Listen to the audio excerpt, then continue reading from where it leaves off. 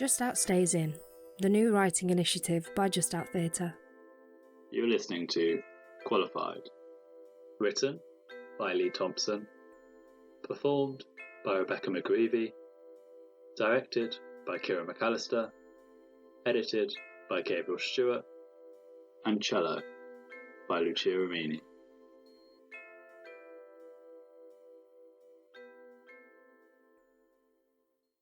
I was waiting for the detention to start, and my ears were getting hot. It happens when I'm nervous. It's not like a thing. I don't just have combustible ears. It happens when I'm nervous. It's happening now. That's not me saying I was nervous about the detention. I wasn't. Not really. I mean, it was my first after-school detention, but I've given out lunchtime ones. Loads of them. But this was my first. The student kind of forced my hand, really. As they sometimes do. It was just a routine telling off at first. She hadn't done her coursework. She never does her coursework. This time, though, she started mouthing off, telling me, "It's all about the exams, miss. Ain't you seen the news? I'm sacking this off. I'll just do it on the day." Well, that's not a great plan, is it? You're shit at exams. I didn't say that. I wanted her to understand that she needs to try, and I didn't want to yell. I didn't want to shame her. I just wanted her to understand. I wanted to stir something in her. This is the last leg of a 5-year race. You don't want to slow down now. You give it all you can now and the future will open up in front of you. She grinned. Then called me a bellwaft, which I'm not sure what this is, but I was pretty certain it deserved a detention. She showed up late and pissed off. "I shouldn't be here, miss. You know I shouldn't, and..." "Oh, hang on, I can't tell you her name. Confidentiality and all that. Okay, I know this is confidential, but let's be safe and call her Tony with an I. So, Tony with an I was in a great mood. "I shouldn't be here, miss. This is a joke. Me ma's gonna go friggin' nuts about this, you know that. Plus, she's pregnant. How can you inflict this on a pregnant woman? Are you proud of this? Are you?" Her mum isn't pregnant. She doesn't know her mum. She lives with her dad. That's Tony's thing. She lies. A lot. She's pretty bad at it, though. "What homework? You never set any homework." "I've gone blind. I can't make it Wednesday. I'm in hospital. Getting a kidney removed." Soz. The best way I've been told to deal with Tony is to just ignore what comes out of her mouth and plough on regardless. Sit down, get your work out, work in silence. She threw her bag down and made a show of getting every little piece of equipment out of her bag. It was like watching an angry magic show. My head wasn't really... I had things to do. Marking, planning. I'd missed my train. My head was... I've been trying to figure out what was different. My head was hurting. I was feeling stressed. Tony wasn't helping. "I'm only here because of you, because of your lessons. Your lessons are so dull, you know. You just talk at us. Stop now, Tony. You just talk and talk and talk, and it'd be alright if you had a nice voice. But you don't. Don't talk to me like that, Tony. You sound like an old man farting into a cushion. Everyone thinks so. Everyone says so. You need one of those nice voices if you're going to be a teacher, like a podcast voice. You need to just... Tony, stop." Like I said on the phone, it was just like a switch had been flicked. It just started. Tony had stopped talking. Clearly she could tell there was something wrong. "Miss, you look proper messed up. What's wrong with you?" I was freaking out, and the last thing I needed was Tony watching. Commenting. I told her to go. I knew it was a mistake, but I was hearing a fucking cello, and I couldn't deal with her as well, so I told her to go. She looked like I just told her it was Christmas. She packed away with swift glee and headed out, all the while the music's still playing. "Can you even teach if you're mental, miss?" Tony's parting gift as she strolled out the room. I didn't care, I just sat at my desk hoping it would stop, which... It was about 5 minutes, which doesn't sound long, but I was on the verge of tears. I didn't know how to make it stop, and then it just did. It just started, and then it just stopped. I went home and did a bit of Googling, but not too deep. I know that way madness lies, but it had stopped, and I was okay with that. Until about 2 weeks later, in a meeting with my subject mentor, Claire, who's nice enough, been at school for a little while and been teaching for longer. She's very to the point about things. She's very smart and only slightly condescending, which is better than my last mentor, who was very condescending and only slightly smart. We always dive straight in. No chit-chat. I like a bit of chit-chat. Keeps things from getting too heavy too fast. I asked Claire about her weekend once. She looked at me like I'd thrown hot coffee in her lap. I mean, it's good, really. I want a mentor that's gonna get me through the year, and I think she can. She wanted to talk about my progress so far at the school, and also about the not quite a detention with Tony, which everyone seems to know about and now thinks I'm a pushover. I've been sent a fleet of emails from other teachers about behaviour management, and Claire tried to be helpful. You can't be seen as a flip-flopper, Nadia. That's the last thing you need right now, and it's not good for the other students either. Behaviour management is 80% of this job. I know it can seem easier to try and be their mate, but that'll only end badly. Oh, don't worry, Claire. I'd rather throw them off a roof than be their friend. I didn't really say that. I don't mean it either. Promise. Right, then. I have 10 things to tell you about that lesson. 2 of them are good. That's normally how Claire opens our meetings. You're moving about a lot at the front of the class. Back and forth, like a hamster in a cage. I'm surprised you haven't given them vertigo with all that moving about. Well, I'm surprised you don't seem to know what vertigo is, Claire. I didn't say that either. I'm so much smarter and funnier after things happen. She tells me I need to root myself in the front of the class, be a focal point for their attention, be a leader, and then it started again. I stayed calm though, calmer than last time, because I know what those meetings are, what they're really there for, not to help me, not really. They're there to check how I'm doing, check my competency. I know I'm not where Claire thinks I should be. I know I'm not where I should be, but I'm trying, and I stayed calm because I knew she couldn't hear it, and well, what exactly could you say to her? Sorry, Claire, do you hear the disembodied sound of a string instrument? So I need you to help me. You were recommended by a friend as being the best, and Sorry, that was a lie. I shouldn't lie to you, should I? Not here. You weren't recommended to me. I haven't told anyone about the music. Not a living soul, because, well, that's a surefire way to get thrown off the PGCE, isn't it? Probably, definitely, certainly a surefire way to get sectioned. I'm so close to the end of the course and I need this to go well. I need to finish. I think I can. The music is just... it's overwhelming and not needed. My head doesn't have room for a cello. It's full of classroom management bullshit. It's not physical. I'm as healthy as someone can be.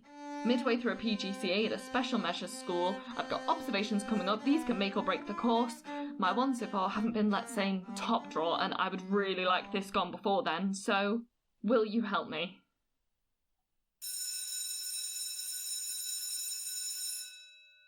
Thanks for seeing me again, Jane. Sorry, can I call you Jane? Fab.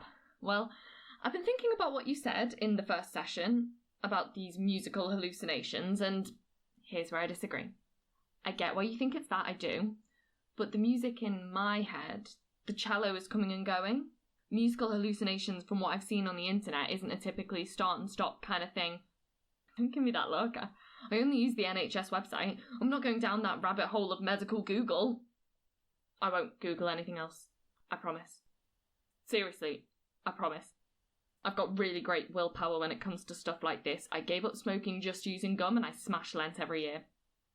Plus, you can't cure it, which is not good. So I want it to be something else. Could it be... It could be something else. Right?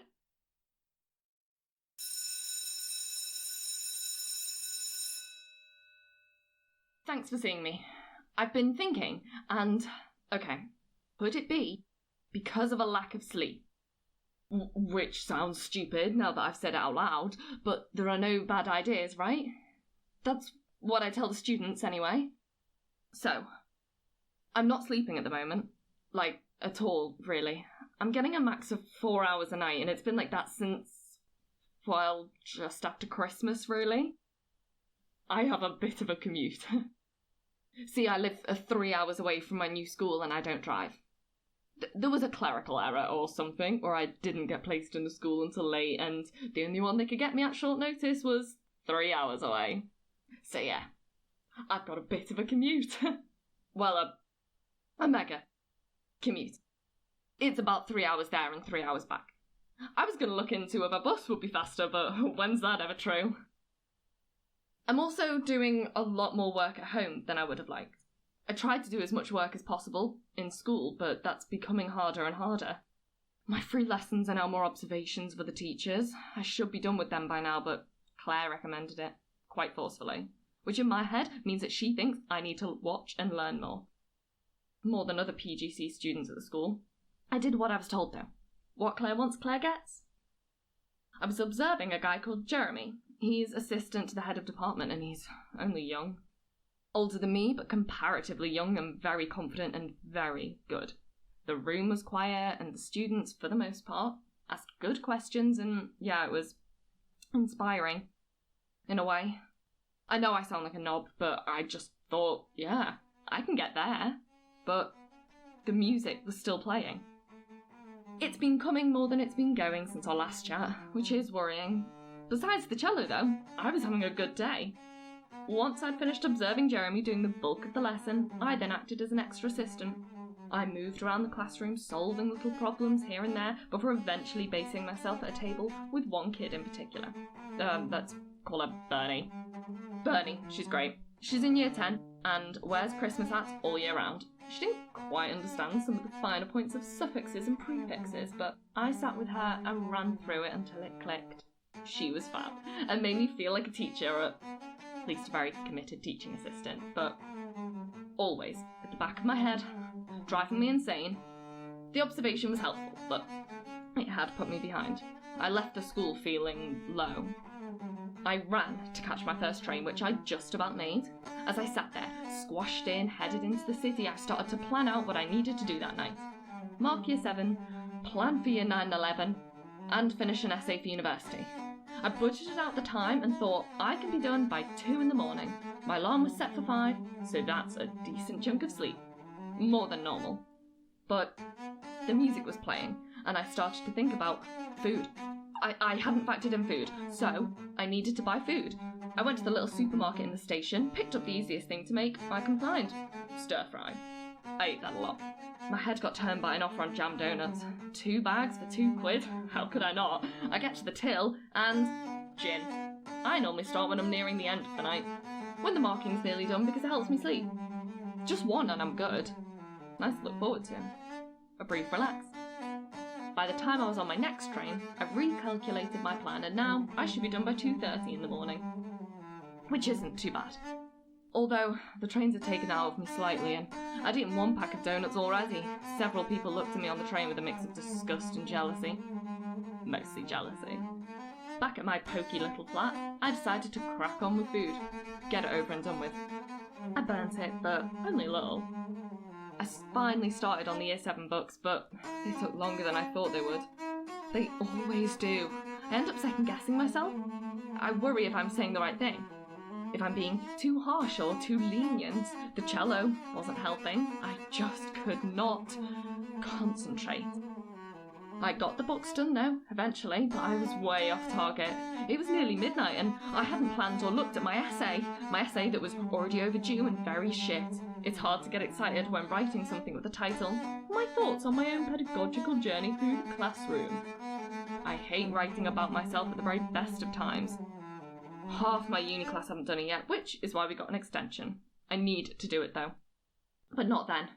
I started to plan some lessons. I need to write 6 pages on every lesson. Aims, objectives, include icebreakers and enrichment tasks for multi-ability students, which is fine. It's the job, but I just couldn't think. I couldn't concentrate because I was halfway through and it was nearly 1 in the morning. The cello wasn't stopping.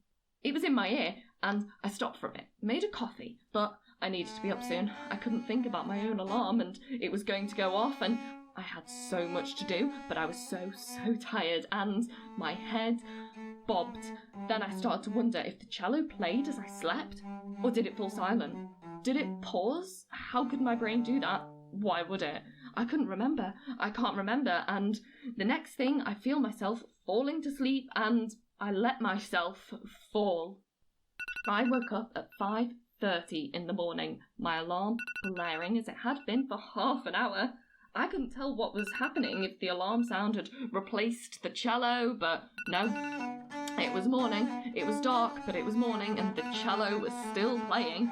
I packed everything away, skipped a shower, skipped breakfast, and I still made it to work late. The cello playing all the way there. I tried to plan out my day, tried to think about where I could make up the time, but I'll just have to figure it out. In my first lesson, I started to think about it, about lack of sleep, and the cello. And, yeah, could there be a connection to lack of sleep? No. Oh, well. Okay. Fair enough.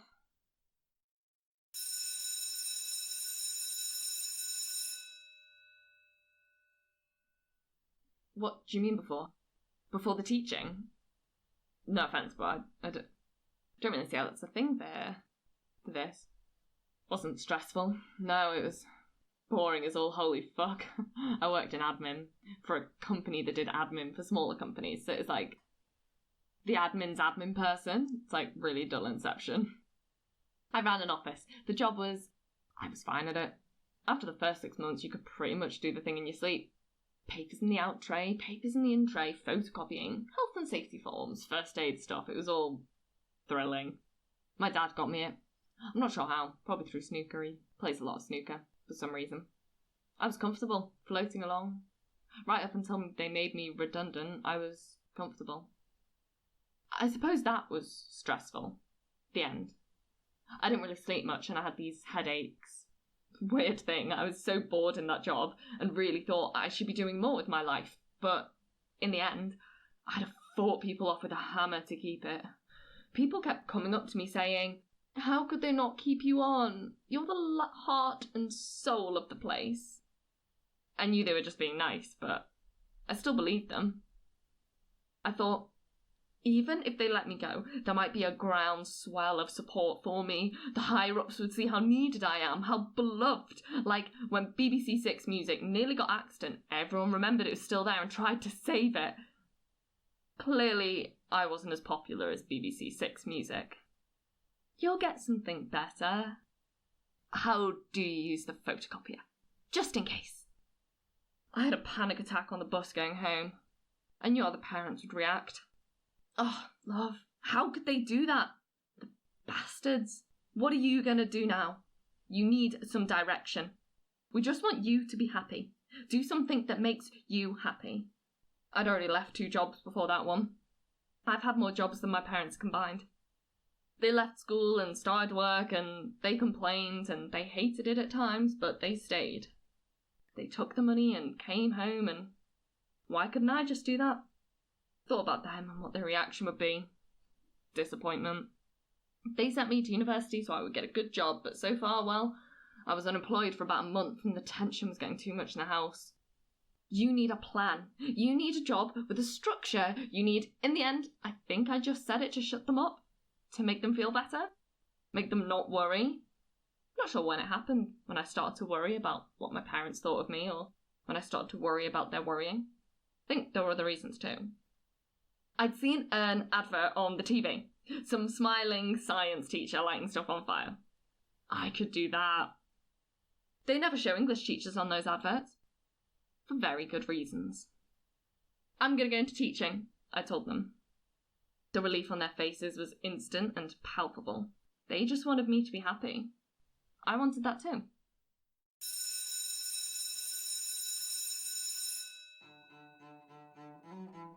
Well, the sodding cello's been going on and on and on for most of the week.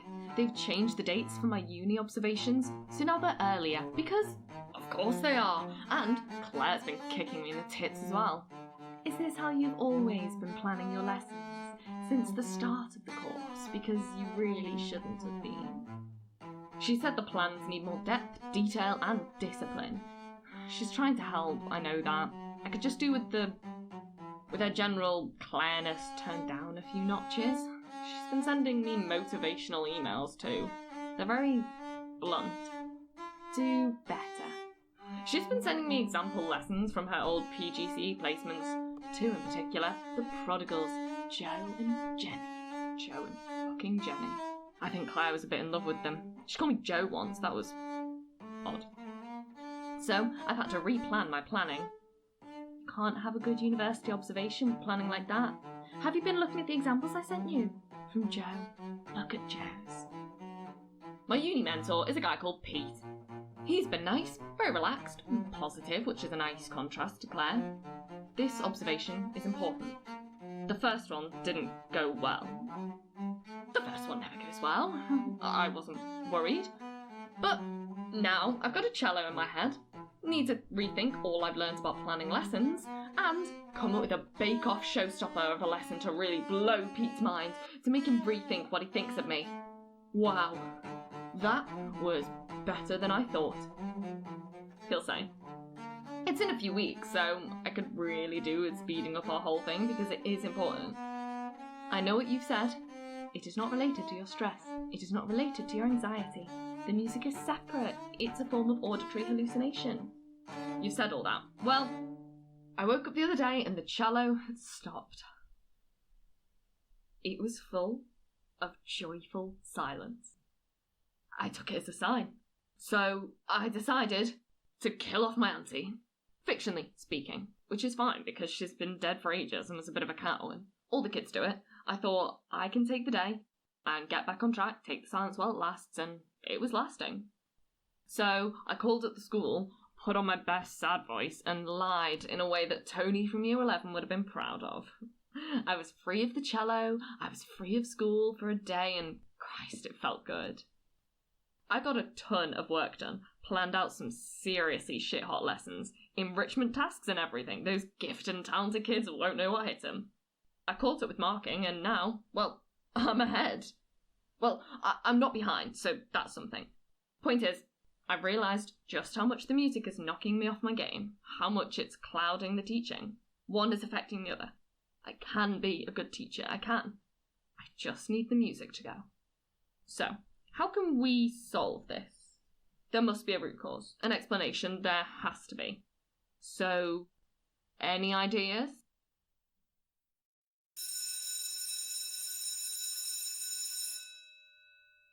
Thanks for seeing me again, Jane. I've been thinking about what we last spoke about, and about the music, and, well, I know my sleep idea wasn't a great one, but could it be hereditary? I haven't fully... It's still an idea in progress, but I just thought it could be something we explore. I know you said things take time and the music is unrelated to some of my other issues, but I was fine before the music. Some stress, but no more than I could handle. Could it be a family thing? I had to go home to my mum and dad's at the weekend. It was my dad's birthday, and he's one of those people that likes to do stuff for it. My mum sends me a text now and again, telling me how much she isn't seeing me. Different story when I lived there, of course, I could tell. They couldn't wait for me to be out the door. I joke. I'm glad I don't live there anymore. I couldn't do this in front of them, you know? I wanted to go. I wanted to see them. I didn't have the time, though. On my way over, I kept thinking about what else I could be doing, what work I needed to do. My essay was done, but in doing that, I was behind on lesson planning again. And now I'm doing it day by day, which isn't good or healthy, but I'll catch up. I will. To take my mind off the mountains of work, I started to think more about the cello. Could the music be an underlying condition? And if it is, then chances are that they might be hearing something similar. Or different, maybe. An oboe. My dad seems like an oboe in the mind kind of fella. It didn't seem like much of a stretch at the time, because they wouldn't have told me. If one of them had this, they wouldn't tell me. I haven't mentioned the cello to them. It's not really... I sort of want to, but it's not what we do. My dad would try and give me a pep talk. He just launches into one whenever he sees me. Just get through the next few months and you have 6 weeks off. This year is the hardest one and you're nearly done. It's a marathon, not a sprint. Remember that. We're happy that you're happy. Just keep swimming. Ever since watching Finding Nemo, that's become his, motto. I mean, why come up with your own words of wisdom when you can just steal them from a cartoon fish? Just keep swimming. In the end, I changed my mind. I got halfway home and came back.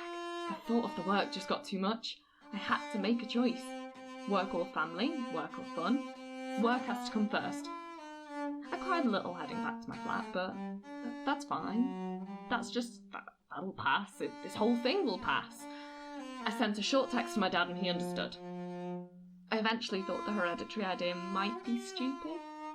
Is it? Stupid? Yeah. Okay, thought so. I didn't go round because I need to get into good habits. I need to practice more and get organised. I've thought about getting individual bags for different classes, so I can just grab the bag and the lesson is there. In the bag. That could be the key to the job. Someone I started with, Sophie, told me that's what she did. She said this job is 90% organisation, which I don't think is quite true, but there's something there. She left. Really early on, like, early. We weren't allowed to ask why she'd gone because, well, it's obvious why people leave. I wonder if we're not allowed to ask for fear of it spreading. Like, if we know we can leave, if we know we're free, then it breaks the seal. I know I said I wanted the music gone before the observations. I knew I was being optimistic. So I'm trying to work with the music. I've had a few okay lessons on the bounce, and I think some of the kids are starting to like me a bit more. I'm just trying to embrace it all. I spent some time practicing with the cello playing in my head. It's not the best set of circumstances, but I think when it comes down to it, I'll pull it out of the bag.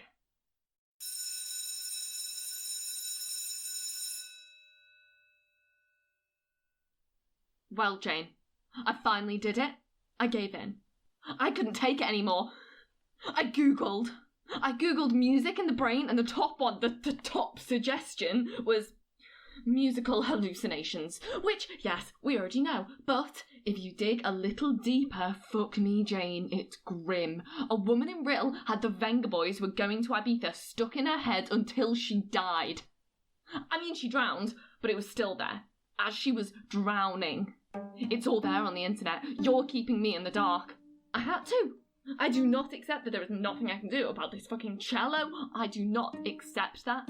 If you won't help me, then the internet is more than happy to. So, it's a bloody brain tumour, isn't it?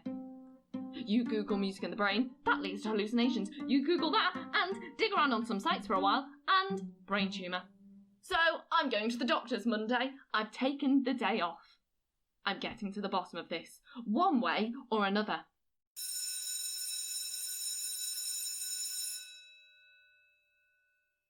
Thanks for seeing me, Jane. It wasn't a brain tumour. It wasn't anything. Sorry. I'm a bit disappointed, truth be told. Is that odd? I wanted something I could change, you know? I don't accept that there isn't a reason. Things don't just happen.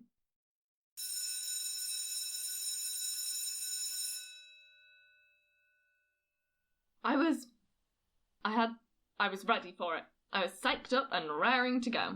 I'm still not sleeping much, but I'm getting used to that, so that's not really a problem anymore. I can function.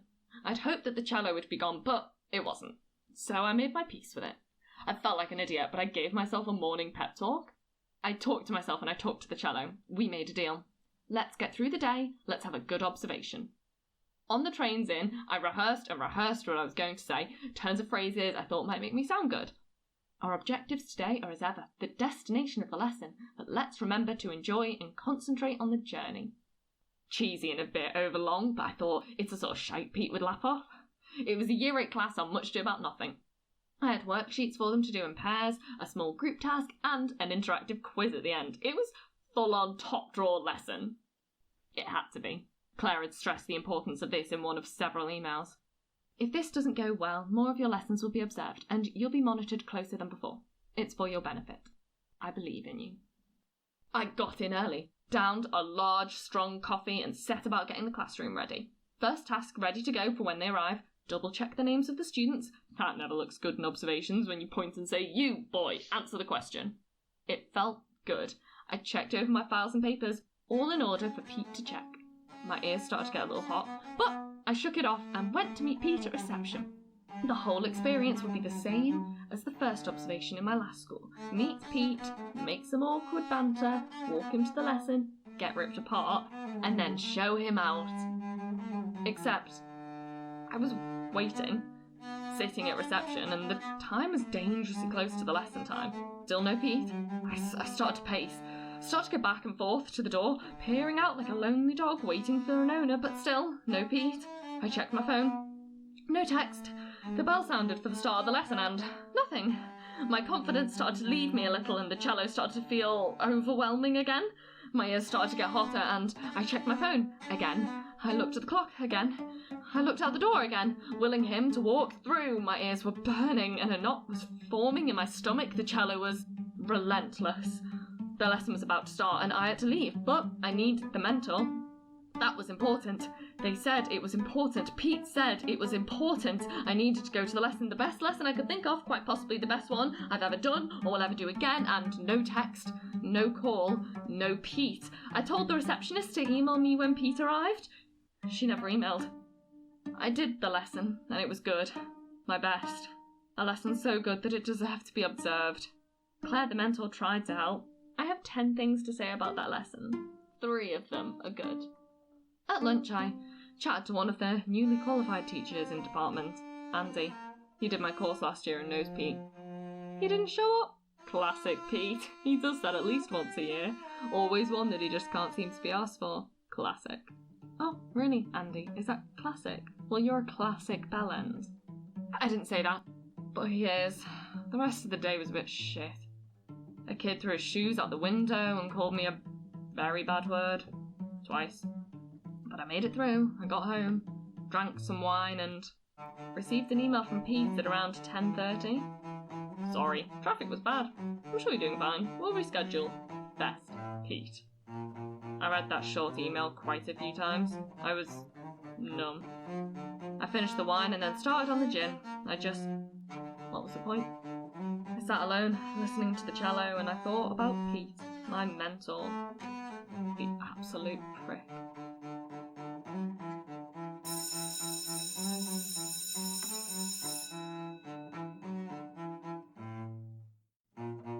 The school don't believe me. I know they don't, but I just felt dire. I was up with cold sweats and just felt so ill. I've said that so many times, but they all keep asking me, "How are you feeling now?" "Oh, you do look rough." "Are you sure you're up to today? You haven't come back too early." Every question of concern dripping with insincerity. What do they want? Do they want me to show them the wicker bin I was sick in at home? Have you ever been sick in a wicker bin, Jane? Don't. It does nothing. It's wicker. It's useless. Just like those shower bastards at school. They all think about the PGCE plague. You get it just before you drop out, hardy-har. Well, not fucking me. I'll stay on this course just to spite them. I want to do this. I've always wanted to do this. I knew it'd be hard. I knew. I do love it, you know. I really do. The teaching.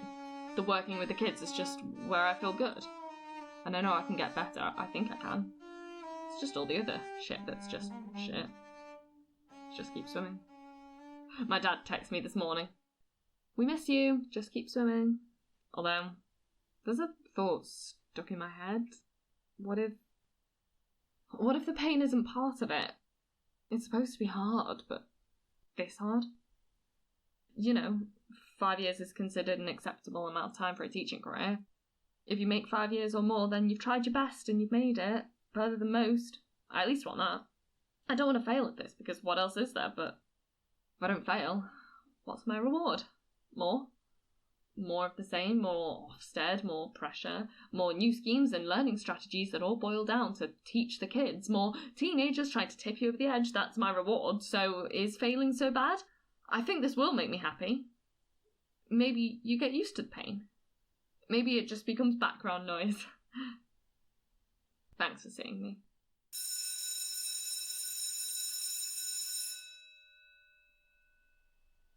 It's weird, isn't it? That's what they call it, though. Giving evidence. The head of year used that exact phrase. "We need you to give evidence against Tony." It made it sound like I was in line of duty. There's loads of weird things like that in the school. The removal classroom is called rehab. Not by the kids. The staff.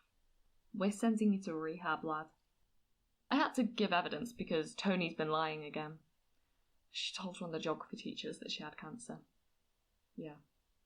Plus, her general behaviour has just gone off in the deep end. She threw a box of maths books out of the window and onto the science block roof. Which they still haven't got down because the ladders are too short or something. I had to give evidence, which was me basically saying that Tony thinks I'm a cow and a pushover. Ever since the cello and detention stuff. I didn't mention the cello. Obviously. Me and the other trainees had a big lesson planning session after school on Friday. Someone brought cake. It was amazing. With every bite, I was like, how the fuck did he have time to bake this? It was a fun time, and I started to leave when someone said, "Pub?" I knew I shouldn't, and I said no at least 3 times, but I was having fun, and it was a Friday, and I haven't been out since I started the course, and I really didn't want to go home and sit alone listening to the cello. Tired of that, and I just wanted something different. We started off with a few drinks in the pub, swapping stories about bad lessons and worse students. This kid full on threw a computer at me. It was a desktop and everything. Year 7, and she just vomited. Everywhere and on everything. Then she looked up at me like butter wouldn't melt and said, "I think I feel sick, miss." So he made a shiv and just went for me. This sharp little piece of wood in his hand, and I just had to grab his wrist and take it off him like something out of a police training video.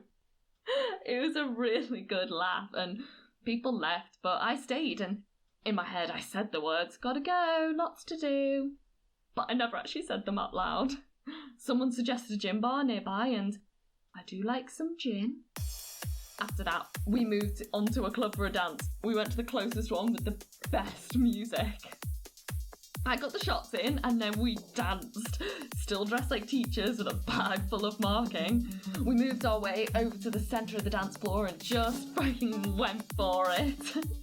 While I was there, I had a theory, a thought. I moved slowly towards the speaker, the music getting louder. I could feel it in my chest, and I could hear it, and only that. I left the other teachers dancing. I was focused on the speaker. I got up so close. It was so loud. I walked out without a word to anyone. The cold wind hit my hot and sweaty face, and it felt amazing. So did my ears. All I could hear was ringing.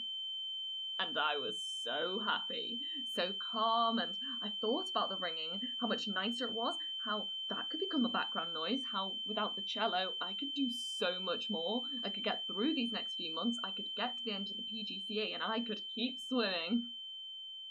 The ringing started to fade halfway home. Can't keep doing this.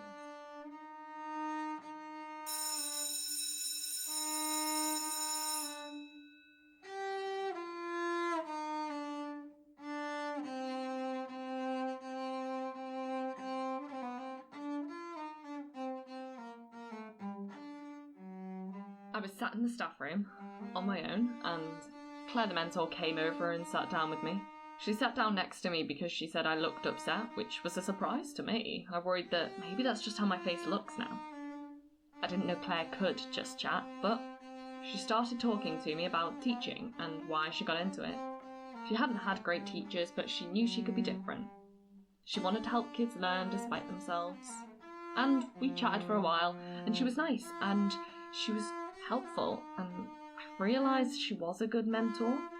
She's just seen this all before, and she needs me to get good quicker, because then we're colleagues, not teacher-student. She's got enough students to teach.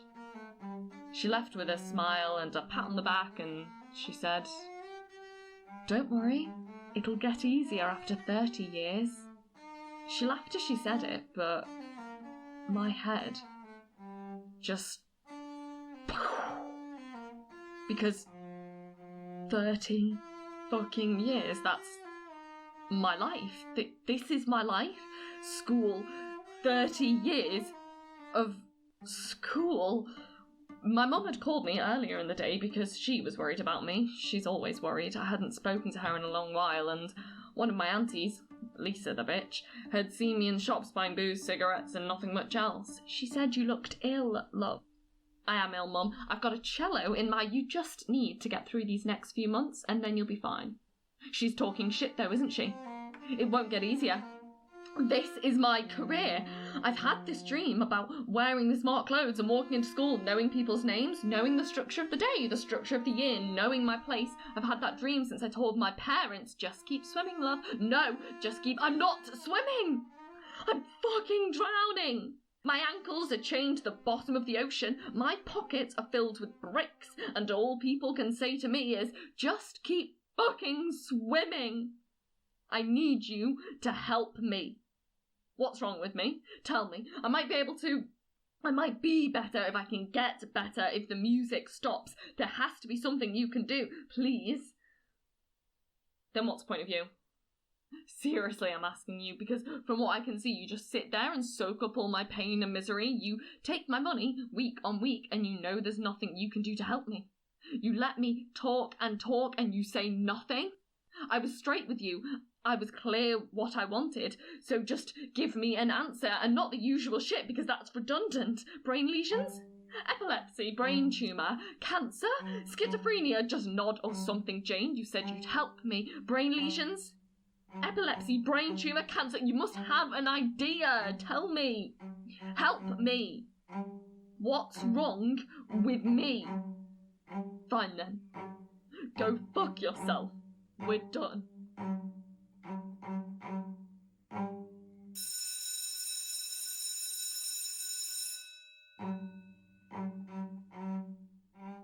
Thanks for this. You didn't have to, I know. I didn't have anywhere else to go, so I appreciate it. My head is just all over the place, and I don't really... This isn't about the cello. I know that now.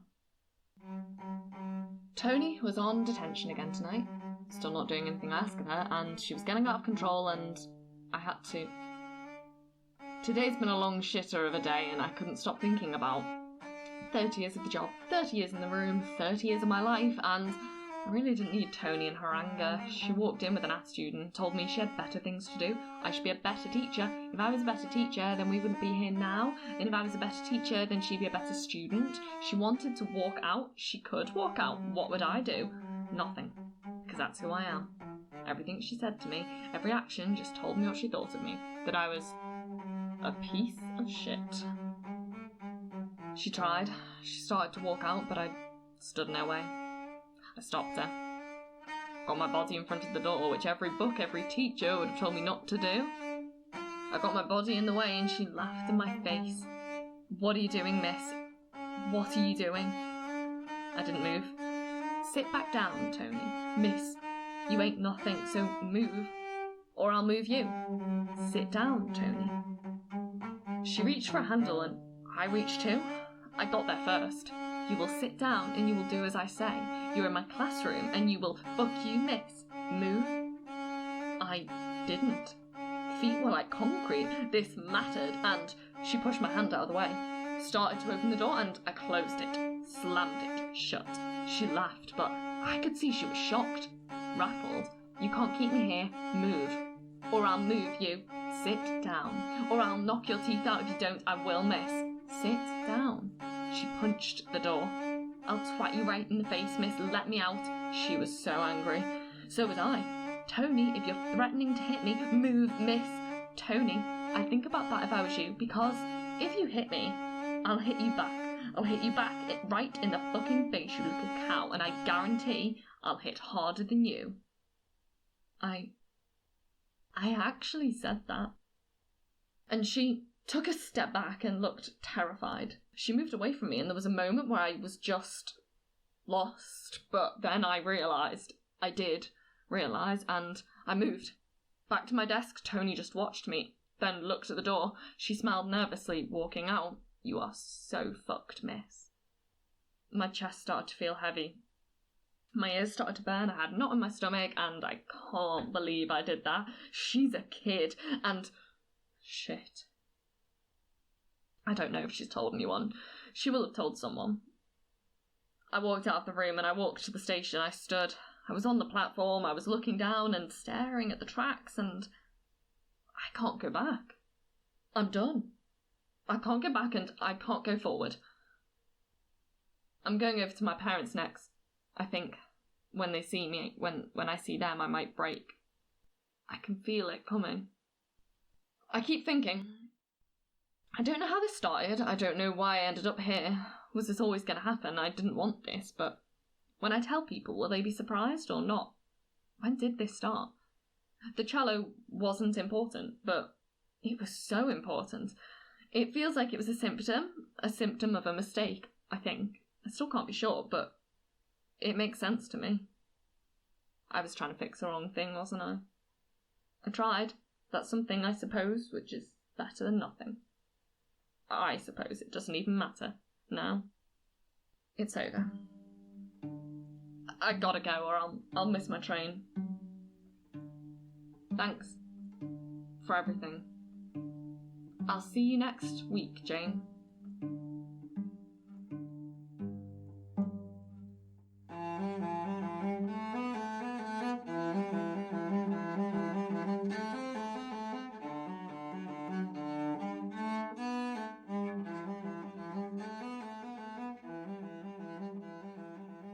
Thank you for listening to Qualified, written by Lee Thompson, performed by Rebecca McGreevy, directed by Keira MacAlister, edited by Gabriel Stewart, and the cello was performed by Lucia Rimini.